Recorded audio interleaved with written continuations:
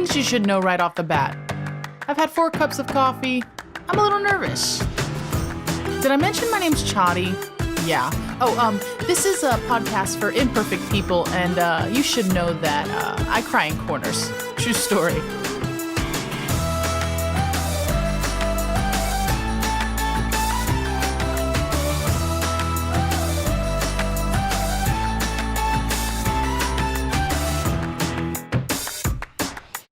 What's up, fam? Welcome to I Cry in Corners. We are in episode 8, and today we are talking about vision. Technically, I think we're in like 58 or something like that, but season 6, episode 8. Last week we talked about dreams. We are 8 episodes in on talking about how to thrive in Babylon, in difficult seasons and difficult circumstances. And so far I've talked about we thrive in Babylon being determined. We thrive in Babylon being faithful and set apart and having an even if attitude, living victoriously, being a dreamer. I think that's all of them. I don't know. What did I say? Yeah, determined, faithful, even if. Remembering. Today we're going to talk about you thrive in Babylon by being a visionary. Okay, now last week I said that dreams, like God gives you dreams so that you can see like where he wants to take you. He gives you these dreams, they birth hope, they're awesome, right? But vision is how you're going to actually get there. Okay, but before I jump in today and I start talking about vision, I love talking about being a visionary and vision and stuff. I just want to say thank you. This has been hands down the most successful podcast season I've ever had. From all of you people watching, that didn't sound nice. From all of you super awesome people watching on YouTube that have, we launched the YouTube this season. And so thank you so much for everyone that's using that platform. But also everyone that's watching and listening on Spotify and iTunes. You guys have blown this podcast out of the water. And I'm so humbled to be able to love on you and talk with you and chat with you. And the fact that you have made I Cry in Corners part of your world, and that you're allowing me to be a light in your life, to speak into your life. I do not take it for granted. I feel the weight of it every week that you guys let me speak into your life. And so I just wanted to take a minute and say thank you. Thank you for allowing the things that I've walked through and the things that I'm currently walking through to be an encouragement to you. My prayer is that it's an encouragement to you. And just know that I'm praying for you, that I'm thinking about you guys all week long. And I just wanted to say thank you. I have a quick favor too before I jump in and ask. I haven't asked this all season, but I'm going to ask it now. Is there any way, if you're listening and you've never left a review, that you would go to iTunes or Spotify or the YouTubes and you'd leave a review of I Cry in Corners? It helps. It encourages other people to watch and listen. And make sure you're sharing and tweetings and I don't know, adding the video on your Facebook. I don't know. Any way we can continue to get the word out, I appreciate it. It is just little old me over here in my living room doing all this. But it's been an incredible labor of love this season. And so I just wanted to say thank you. I hope that you're enjoying it. And because this has been an incredible experience for me so far. Okay, so we're 8 episodes in. Okay, we're talking about being a visionary. We're in Daniel 8. Daniel has had yet another vision.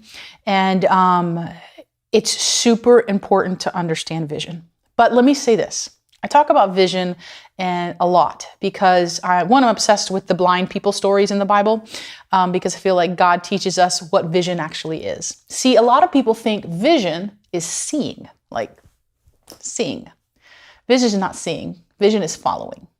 If you want to have vision in the kingdom, you have to follow. If you look at all the blind man stories, the first thing they usually do is they follow. Like in one of the stories, there's a guy who hears Jesus is walking by and he follows before he can even see. And there's another story of a guy that Jesus spits on, and before he gets any kind of vision or God does anything, he takes him out. He leads him out and he has to follow Jesus.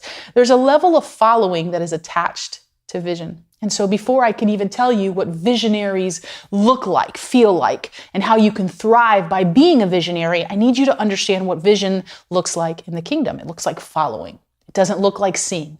See, a lot of people think they can't move forward in difficult seasons because it's like a dust storm and they can't see. But the truth is, you have other senses. You can hear God's voice. You can sense his spirit. And we're going to find, as we talk about vision, that vision tends to awaken a supernatural understanding of who our God is. And if you don't allow that to awaken within you, you'll miss the following. So first things first, vision is not seeing, vision is following. And that's not part of my notes. I just feel like you need to understand that, because if you don't understand that gaining vision is what is going to push you forward to follow Jesus, to follow God, better, smarter, with more peace, with more joy, then what'll happen is you'll be waiting around waiting to see. And the truth is, God's not here for you to see, he's here for you to follow. He wants you to follow him. Because a lot of the stuff that God began to show Daniel in 8, it wasn't for him to understand. It was for him to unlock something within him.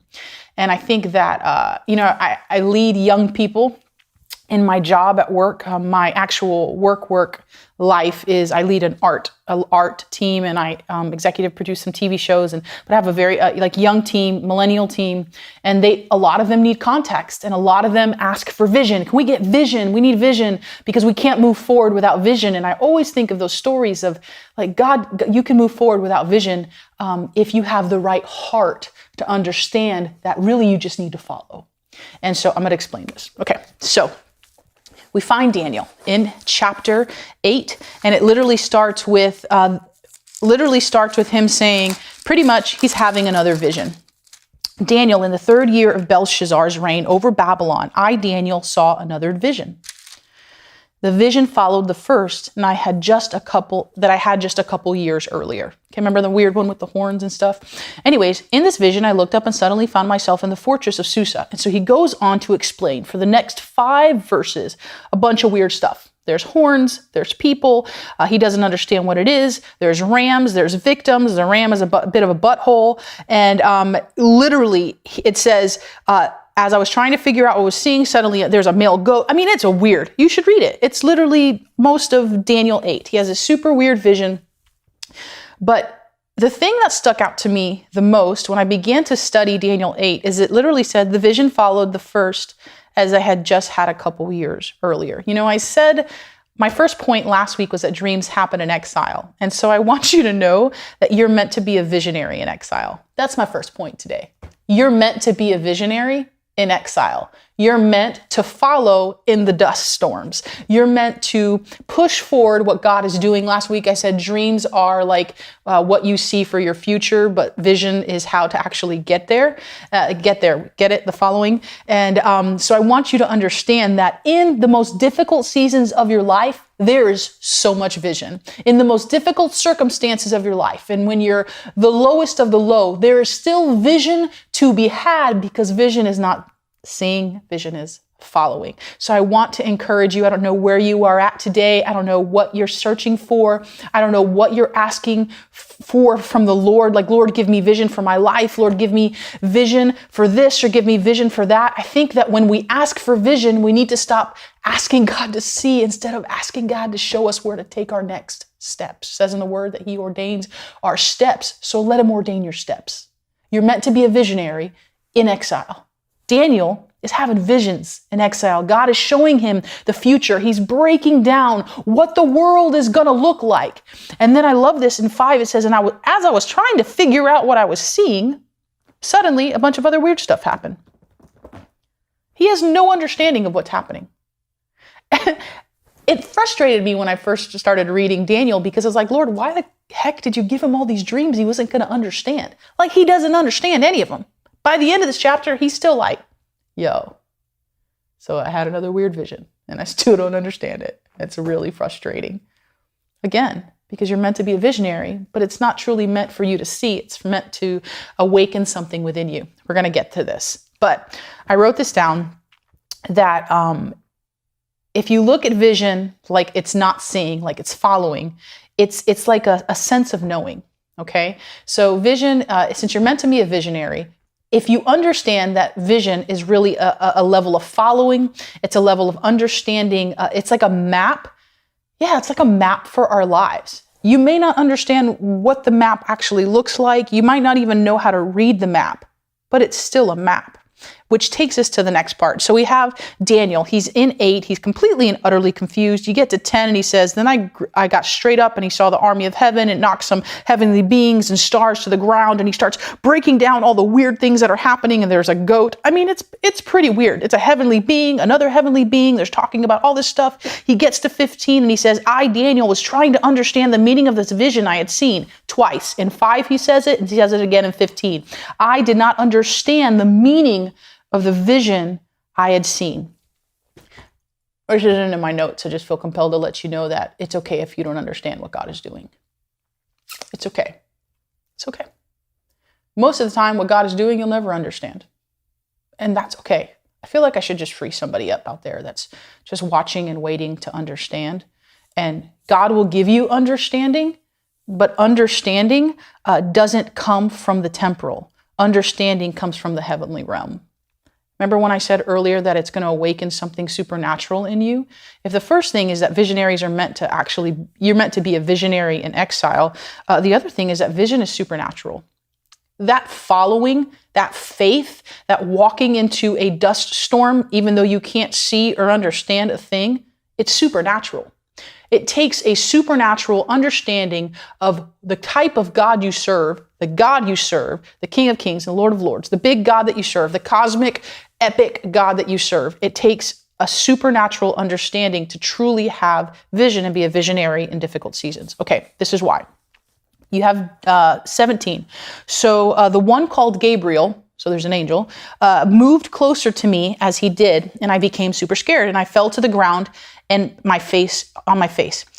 And then it says, Gabriel says, Son of man, allow me to help you understand this vision. All you have seen has to do with the time of the end. Okay? And as he was speaking, I slipped into a deep sleep, my face pressed to the ground, but Gabriel touched me and helped me stand to my feet where I was before. And Gabriel says, I've been sent here to help you understand the things that will take place later in the final time of wrath, for everything you have seen refers to the appointed time of the end. Why do these heavenly beings never really give any kind of real understanding? I love how they're like, we're here to help you understand, but we're really not going to tell you anything. I wonder if Daniel was just like, yeah, no, I'm not really understanding you, Gabriel. Thank you, though. Literally, he says, Son of man, allow me to help you understand. Then in 19, I've been here to help you understand. He says it again. If you go down a couple more verses, like, he's there to help him understand. But the truth is, if you don't have a supernatural understanding of who God is, you won't understand. Because literally all he said was, I'm here to help you understand. And then he went on and he started to explain, like, hey, this is the future. This is what's going to happen during the end times. And I love Daniel. I love his little face. He said, so it goes on to 26 and he goes, when you've seen and heard these 23,000 evenings and the mornings are true, it will happen, but not for a long time. So seal it up in your heart and keep it a secret for now. And then Daniel says, I was completely exhausted. I was ill for several days, unable to get out of bed. But after a time, I grew stronger, got up, resumed my service to the king. But I felt always very upset about the vision, for though I tried, I could never truly understand. Guys, you're meant to be a visionary in exile. And it's okay if you don't understand what God is doing, but you can still follow God in the not understanding. I love this. It's such a weird chapter, but what I love so much about Daniel, he's like, dude, this was exhausting. Everything about this was difficult. But you know what? Like, at the end of the day, he still did his job. He still got up, served the king, still served God. $100, he was still praying 3 times a day towards Jerusalem. He was still consistent. He was still determined. He was still even if, all those things that we've been talking about. But what I love so much is that, like, he was like, I guess God's going to continue to give me vision. I'm not going to understand it, but I'm still going to follow. See, visionaries follow. Not only do visionaries know that they're supposed to have vision in difficult seasons, but they follow. Visionaries follow because they have a supernatural understanding that they don't need to understand. They just need to follow. I feel like the follow thing is kind of like an overall etching theme of today. I don't know if you've caught that so far, but visionaries follow. And visionaries understand the supernatural. I mean, I love that it was like, I wrote down in my Bible when I was first studying this, that vision doesn't come with understanding. And then I wrote, the heavenly realm brings understanding. Like, he went through 17 verses not understanding what the heck was going on. And he didn't gain any kind of simple understanding, any kind of anything, until it was the angel that explained it. Guys, some of the things going on in our life, some of the things that God wants us to follow him into, it's not going to take like your 15-minute soap devo that you do in the morning. It's going to take getting on your face, pressed on the ground, asking God to, you're going to need some epic supernatural encounters. Chari, that's a little weird. Is it? Because we serve a supernatural God. Do you serve a God that you're just like, I'm going to do a 15-minute devo every day and it's really good for me. And Jesus, he's just a good guy. He's a prophet. No, dude, we serve a cosmic, awesome God who is the God of all. He was like, hey, let there be light. It's still going. He's the God of miracles, signs, and wonders. In this season, in this world, in this culture, in this Babylon that we're currently living in, you have to have a supernatural understanding of the God in which you serve. Chari, that sounds kind of weird. Bro, really? You guys watch supernatural shows on TV all the time. We literally pray and believe that the Holy Spirit lives within us, we sing that the power that raised Christ from the grave lives in me, yet we don't seek God for vision in our life or seek God in the supernatural because it's weird. It's not weird. It's in the Bible. Guys, we got to read the Bible and take the whole context of the Bible and be like, you know what? It happened for Daniel. It could happen to me. I believe that God wants to give every single one of us a heavenly realm understanding of what he's doing. He wants to give us vision so that we'll follow and so that we can be able to steward our platforms and steward our lives and steward kings and things. And he can't do it though, because you're sitting around wondering why you can't see anything when God's like, that's not the vision I was meaning to give you. Vision isn't seeing, vision is following. Oh, I hope you get that. I hope you get that because it's important. And as we read Daniel 8, we have to be able to look at him having this other vision and it's building up on the other dream that he had, right? God is building something within us. He gives us vision and he gives us dream because he's building something in us, with us, for us, to the people around us. And we have to understand that we are meant to be visionaries in exile. We do that by following and we do that by understanding that having a supernatural perspective will allow us then to see in what we're following. Okay? You're not going to be able to see anything if you don't have a supernatural worldview, a supernatural understanding of a cosmic God, of how big he is. Chari, that's really weird. It's really not. It's really not. I guess because I've seen miracle signs and wonders in my own life, it's not weird for me to believe for miracle signs and wonders in your life. For example, I had cancer when I was 26. I'm 39. 26 years old, I was told by a doctor, you have cervical cancer. We can actually see the cancer. And we need you to come into the doctor's office and we are going to, that was a lot of information. I'm sorry, I didn't mean to go that personal. Anyways, we can see it. You have cancer. You need to come in. We have a couple biopsies we're going to do. And I prayed. I prayed before I walked into that doctor's office, before they did the biopsies, before they started to tell me about all the chemos and things that I was going to do. And I said, God, you're the same God that healed me when I was a baby. You're going to heal me now.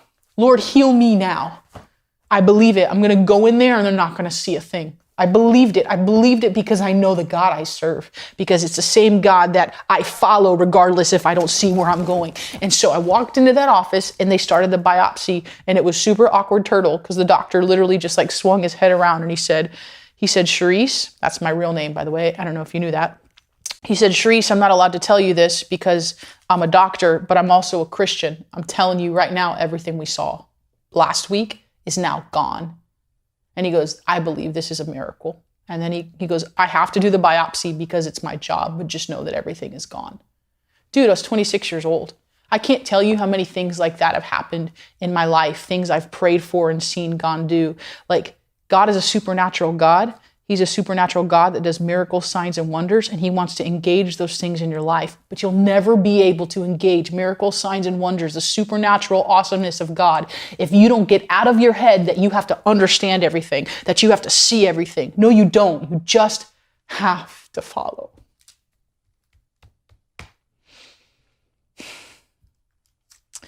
I love this part in 26. It says, what you've seen and heard, it's going to happen. It's just not going to happen right now. So seal up this vision and keep it a secret for now. Bro, you give him this epic vision. He's exhausted. It's overwhelming. And he doesn't even really understand it. But he says, keep it a secret for now. I wrote down vision. Not only is vision is meant to happen in exile. Vision is supernatural. Vision is following. But guys, vision is entrusted. God doesn't just give vision to everybody. He just doesn't give vision to everybody. He hopes everyone will follow, but not everybody follows. Vision is entrusted. It's exhausting, man. It literally, he says, I'm exhausted. I'm exhausted. It messed me up. Have you ever seen behind the curtain of something and you're like, ooh, I can never unsee that. I had a friend who was like, hey, I want you to come and be with me when I have my baby. And that's my homegirl. So I did. But I can never unsee that. Ever unsee that. There's a lot of things in my life I wish I couldn't see. Whether it's behind the curtain things or I don't know, man. But like, knowledge is exhausting. It can make you or it can break you. It's a perfect example of like, dude, not everybody is meant to see behind curtains, but God entrusts certain people with vision, with a level of following that engages the supernatural, with a level of following that witnesses signs and wonders and future things to come. Vision is entrusted. And if you want to be entrusted to be a visionary when others are worried about seeing, and God knows he can entrust you to follow regardless if you don't have sight. God, if you want to be that person, it's going to take a supernatural understanding of who you serve. It's going to take a level of faith that I said at the beginning of this season that the season was going to take some maturity. I know that technically I started a creative podcast and technically it's like a leadership podcast. I don't know. It's evolving because I'm evolving. Like, I want you to be able to read your Bible and gain a revelation of who God is and who you are and be able to push forward your season and your life and your families and your friends and the people that you love. And we cannot do that as a family just sitting around doing a 15-minute Devo and listening to our Bethel music for 15 minutes a day. Like, God's called us to more than that. People are dying, go to hell. We live in a culture that literally Jesus is a joke. Jesus has been,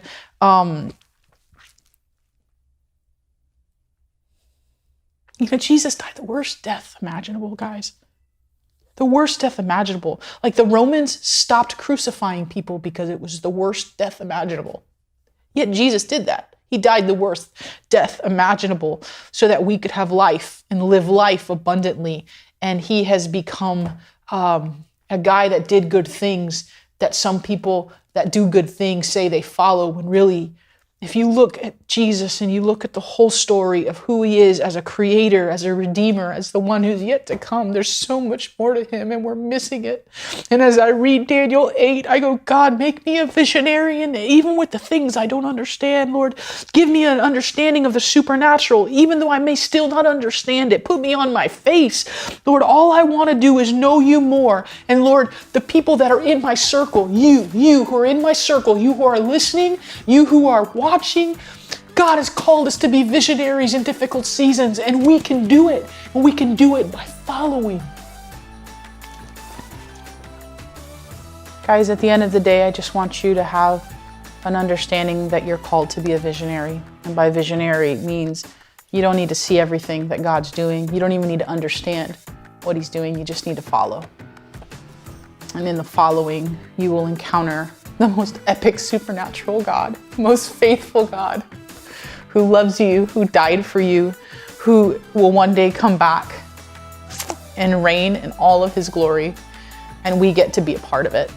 So just follow well. Love you, weirdos.